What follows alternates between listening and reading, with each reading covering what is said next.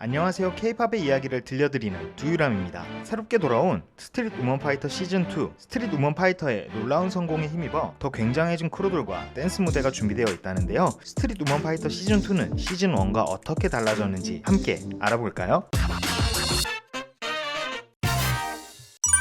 글로벌 크루의 참가.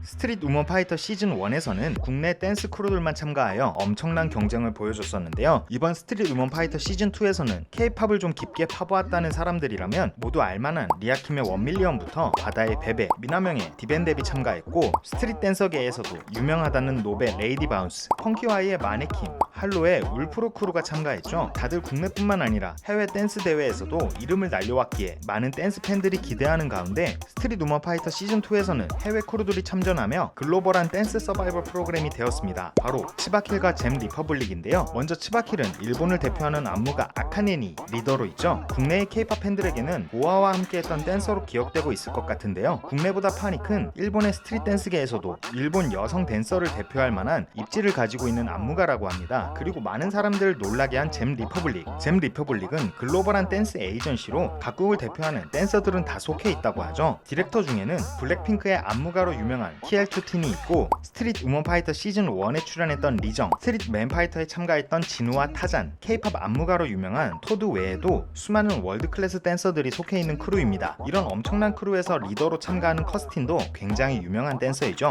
특히 댄서라면 모를 수가 없다는 로열 패밀리 크루의 주력 멤버라고 합니다. 댄스에 관심이 조금이라도 있다면 보게 된다는 이 영상이 로열 패밀리 크루라고 하는데요. 이번에 스트릿 우먼 파이터 시즌2에 참가하는 잼 리퍼블릭 멤버 중 링도 로열 패밀리 크루의 일원이라고 하죠. 이렇게 엄청난 글로벌 댄스 크루와 멤버들이 참가하자 스트릿 우먼 파이터 시즌2를 기다리던 팬들은 이 사람이 대체 왜 참가하냐며 깜짝 놀랐었습니다. 월드 클래스 댄서들의 참가로 해외 댄서들은 국내 댄서들과 어떻게 스타일이 다른지 비교하며 볼 수 있을 뿐만 아니라 글로벌 댄서들의 배틀 등 스트릿 우먼 파이터 시즌2는 더욱 흥미진진해졌죠. 그래서 이들의 초반 승패를 가려줄 심사위원 파이트 저지의 구성이 더욱 중요해지기도 했습니다. 파이트 저지 구성 변화.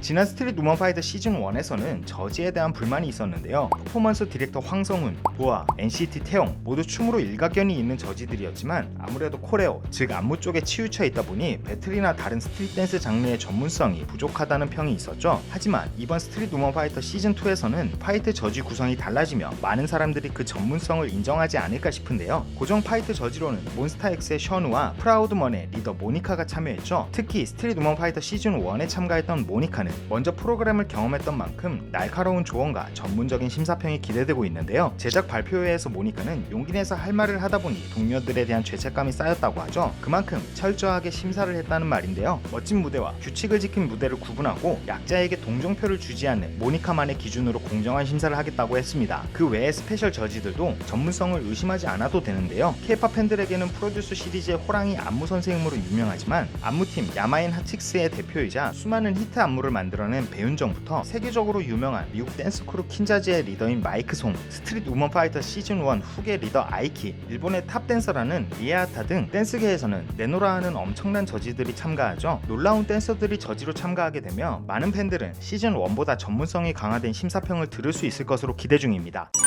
관객 참여 확대.